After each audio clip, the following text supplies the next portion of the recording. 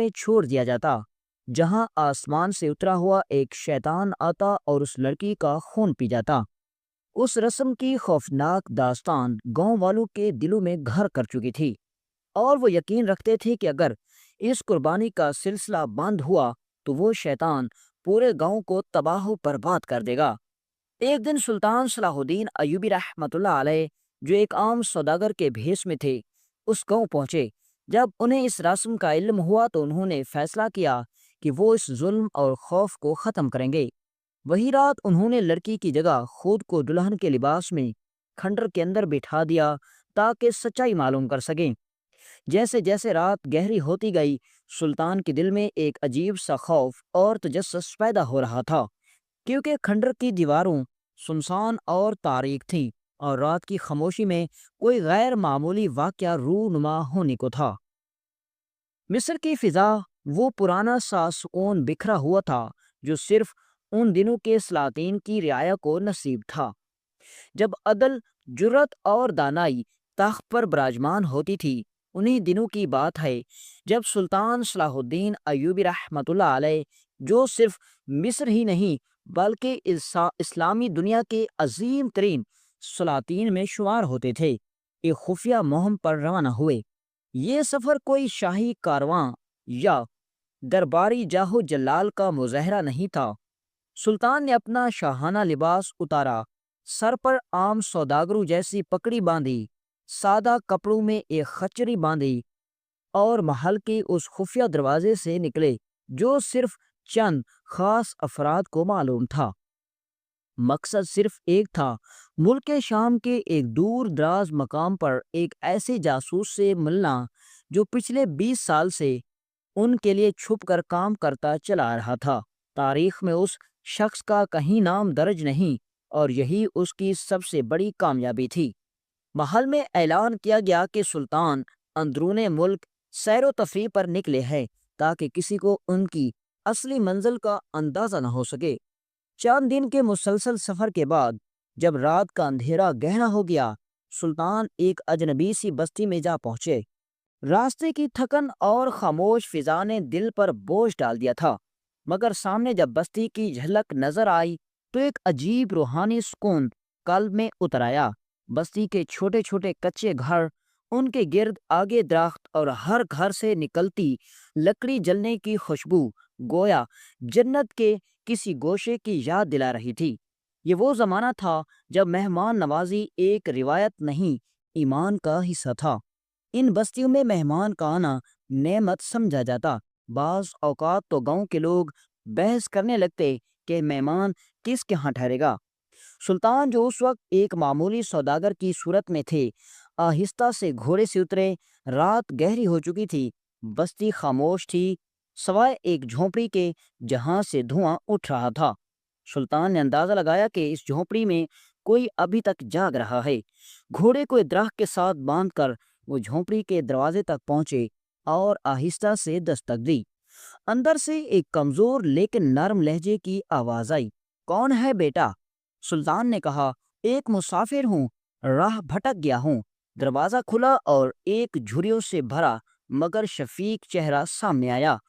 ایک بوڑھی اماں جس کی آنکھوں میں یہ نہ جانے کتنے سالوں کا درد چھپا تھا، سلطان کو اندر لے آئی۔ آؤ بیٹا، رات کا وقت ہے، تم تھکے لگتے ہو۔ اس نے جھونپڑی کے کونے میں ایک نرم سا بستر بچھایا اور چولہے پر کچھ ہانڈی رکھنے لگی۔ سلطان خاموشی سے بیٹھ گئے، ارد گرد نظر دوڑائی۔ جھونپڑی سادہ تھی مگر صاف ستھری، دیواروں پر ایک پرانی تلوار آویزاں تھی اور ایک کونا قرآنی آیات سے سجا ہوا تھا۔ بوڑھی اماں نے باتیں کرتے ہوئے کھانے کی تیاری کی۔ کہاں سے آ رہے ہو بیٹا؟ کیا کام کرتے ہو؟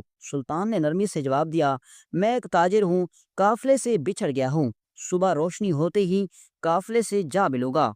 بوڑھی اماں نے مسکرا کر پوچھا، بیٹا تمہارا نام کیا ہے؟ سلطان ہنسے، اماں جان، نام میں کیا رکھا ہے، بس یوں سمجھ لو کہ ایک مسافر ہوں، اللہ کے سہارے نکلا ہوں۔ بوڑھی اماں نے یخنی کا پیالہ اور ایک گلاس دودھ لا کر دیا۔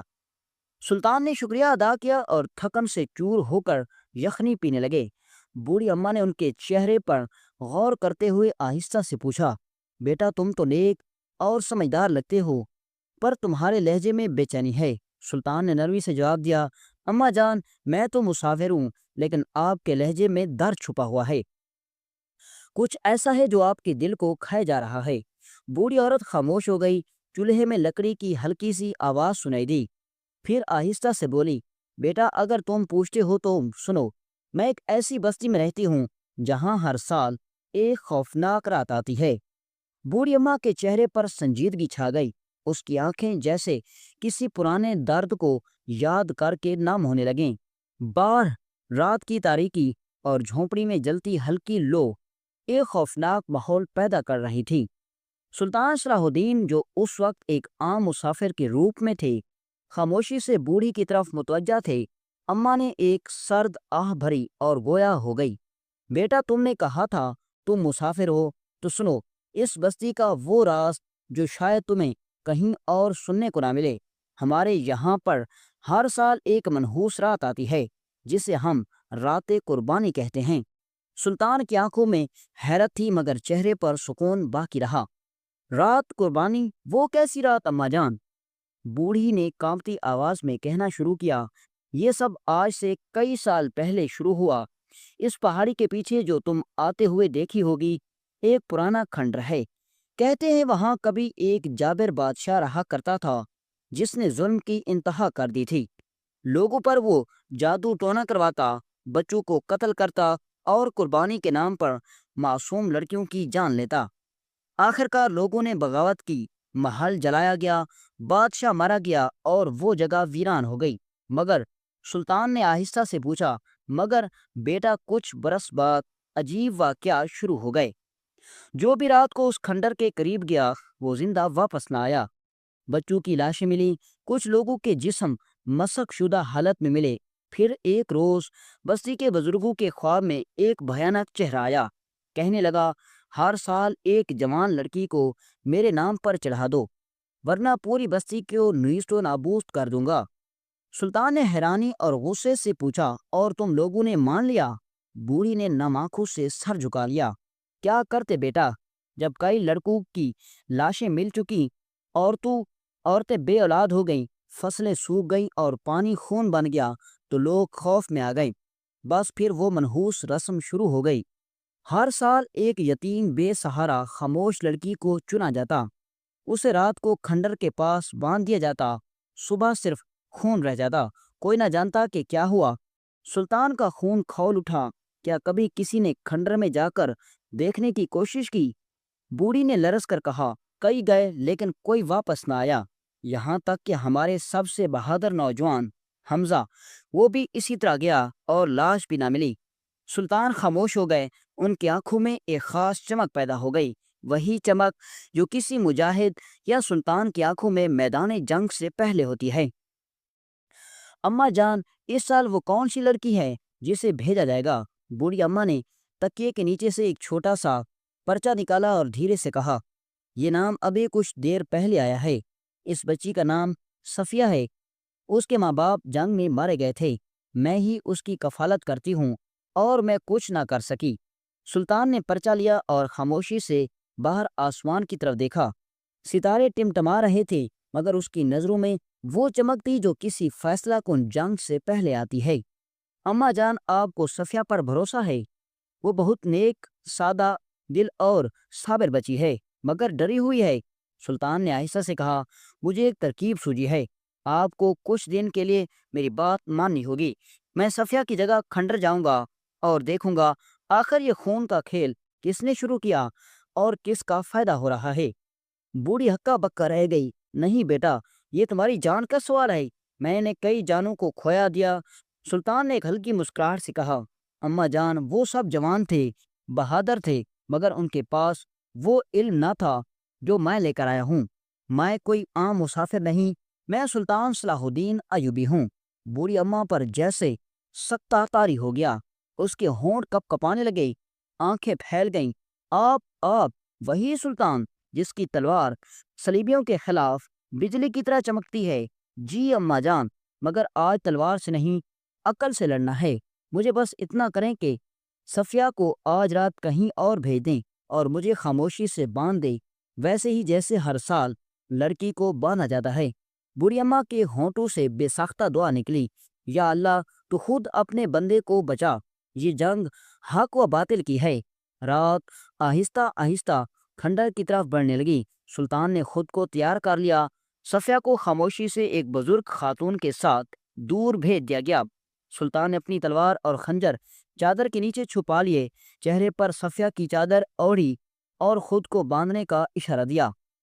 چاندنی رات میں جب ہر ذی روح سو رہا تھا، کھنڈر کی طرف ایک سایہ کھینچ لیا گیا، مگر اس بار جو چاند جاننے والا تھا وہ سلطان تھا، جو حق کو بے نقاب کرنے آیا تھا۔ رات کی خاموشی جیسے جیسے گہری سانس لے رہی تھی، دور پہاڑیوں کے پیچھے چھپا کھنڈر، جسے بستی کے لوگ شیطان کی کوٹڑی کہتے تھے، اندھیرے میں سانپ کی مانند پھنکار رہا تھا۔ ستاروں کی مدھم روشنی وہ سنسان اور ویران عمارت کسی بھیانک خواب کی مانند لگ رہی تھی۔ وہاں آج ایک اور قربانی آنے والی تھی، لیکن یہ قربانی کس معصوم لڑکی کی نہیں، بلکہ ایک مرد حق کی تدبیر تھی۔ سلطان صلاح الدین ایوبی رحمۃ اللہ علیہ چادر اوڑھے صفیہ کی جگہ خود کو بدھوا کر اسی کھنڈر کے دہانے پر رکھوائے گئے تھے۔ ارد گرد مکمل خاموشی تھی، گھنے درختوں کی سرسراہٹ، دورے اولو کی آواز اور زمین پر رینگنے کیڑوں کی آہٹ، سب کچھ جیسے اس رات کو مزید خوفناک بنانے پر تلے تھے۔ سلطان نے اپنی سانسیں قابو میں رکھیں، ان کی نگاہیں بند تھیں، لیکن دماغ مکمل طور پر بیدار۔ ان کے کان معمولی سی آہٹ بھی محسوس کرنے کے لیے تیار تھے۔ اچانک ہوا کا رخ بدلا، ایک ٹھنڈی سرد لہر سی سلطان کے چہرے سے ٹکرائی، پھر قدموں کی چاپ آئی، بہت آہستہ، بہت محتاط، کوئی یا شاید کچھ ان کے قریب آ رہا تھا۔ دل کی دھڑکن تیز ہونے لگی، مگر سلطان کے چہرے پر زرد برابر خوف نہ تھا۔ پھر اچانک ایک سایہ ان کے قریب آیا، اس نے چادر کھینچی۔ وہ لمحہ وہی تھا جس کا سلطان کو انتظار تھا۔ سلطان نے بجلی کی طرح اپنی آنکھیں کھولی، چھپا ہوا خنجر نکالا اور فوراً حملہ آور پر وار کر دیا۔ سایہ نے چیخ ماری، لیکن سلطان کی گرفت سے نکل نہ سکا۔ ایک تیز دھار کی جھلک، ایک گرجدار آواز، وہ سایہ زمین پر ڈھیر ہو گیا۔ پھر جیسے ہر سمت سے قدموں کی چاپیں سنائی دینے لگیں، سلطان فوراً کھڑے ہوئے، ارد گرد جھاڑیوں میں حرکت شروع ہو گئی۔ 4 سائے سامنے آئے، انہوں نے سیاہ چادریں اوڑھ رکھی تھی اور ہاتھوں میں خنجر اور رسیاں تھیں۔ ان کی آنکھیں حیرت اور غصے سے چمکنے لگیں جب انہوں نے دیکھا کہ سامنے کوئی لڑکی نہیں بلکہ خود سلطان کھڑا ہے۔ سلطان نے پوری قوت سے للکارا، خبردار، میں سلطان صلاح الدین ایوبی ہوں، اور تم سب اب میرے انصاف کا سامنا کرو گے۔ وہ چاروں پیچھے ہٹے جیسے کسی آندھی نے دھکیل دیا ہو، لیکن پھر ایک بلند کراخت آواز گونجی، سلطان ہو یا فقیر، جو ہمارے راستے میں آیا مارا گیا۔ یہ آوارہ ایک بوڑھے مگر طاقتور مرد کی تھی، جو اب باغیوں کے سامنے آ گیا تھا۔ اس کے ہاتھ میں ایک سیاہ سا عصا تھا اور آنکھوں میں پاگل پن جھلک رہا تھا۔ سلطان نے پوچھا، یہ سب کیا ہے؟ شیطان کون؟ بوڑھا ہنسا، ایک گہری کھوکھلی ہنسی، شیطان ہم نے خود بنایا۔ لوگوں کے خوف سے ہم نے یہ افواہ پھیلائی۔ ہر سال لڑکی کی قربانی کے بہانے ہم نے اپنے دشمنوں کو مروایا، ان کے گھروں پر قبضہ کیا، بستی پر راج کیا، اور سب نے اسے شیطان کا قہر سمجھا۔ اب سلطان کو سارا معاملہ سمجھ آ گیا تھا، یعنی یہ سب ایک سازش تھی، معصوم لڑکیوں کا قتل، عوام کا خوف اور تمہارے ذاتی مفادات۔ بوڑھا غرایا، ہاں، کیونکہ جہاں خوف ہوتا ہے وہاں سوال ہی نہیں ہوتے، وہاں حکمرانی آسان ہو جاتی ہے۔ سلطان نے تلوار نکالی، وہی تلوار جس نے کئی صلیبیوں کی گردنیں دیکھی تھیں، تو آج تمہیں بھی وہی تلوار دیکھنی پڑے گی۔ پھر وہ لمحہ آیا جس کا وقت تاریخ میں لکھا جانا تھا۔ سلطان نے پہلا وار کیا، دشمنوں نے حملہ کیا، لیکن ان کی چالاکیاں، ان کا شیطان، ان کے خنجر، سلطان کی تیز نگاہ، بہادری اور حق کی تلوار کے سامنے ریزہ ریزہ ہو گئے۔ چند لمحوں میں وہ سیاہ پوش گروہ خاک میں ملا دیا گیا۔ بوڑھا رہنما بھاگنے کی کوشش میں گرفتار ہوا۔ صبح کی روشنی کھنڈر پر پڑی تو منظر کچھ اور تھا۔ لاشیں بکھری ہوئی، سیاہ چادریں خون سے بھیگی ہوئی، اور سلطان صلاح الدین ایوبی اپنے گھٹنے پر ہاتھ رکھ کے خاموش بیٹھے آسمان کی طرف دیکھ رہے تھے۔ اگلے دن بستی میں اعلان ہوا، آج کے بعد کوئی لڑکی قربان نہ ہوگی، کیونکہ اب شیطان مر چکا ہے۔ لوگ جمع ہوئے، سلطان کو دیکھا، بوڑھی اماں کی آنکھوں میں آنسو تھے، خوشی کے صفیہ کو واپس لایا گیا۔ لوگ سجدہ شکر میں گر پڑے اور بستی میں پہلی بار آذان گونجی۔ سلطان نے واپسی کی تیاری کی، مگر جاتے جاتے ایک جملہ کہا جو صدیوں تک گونجتا رہا: جب تک جہالت زندہ ہے شیطان مر نہیں سکتا، مگر اگر اہل علم اور انصاف بیدار ہو جائیں تو ہر شیطان کا خاتمہ ممکن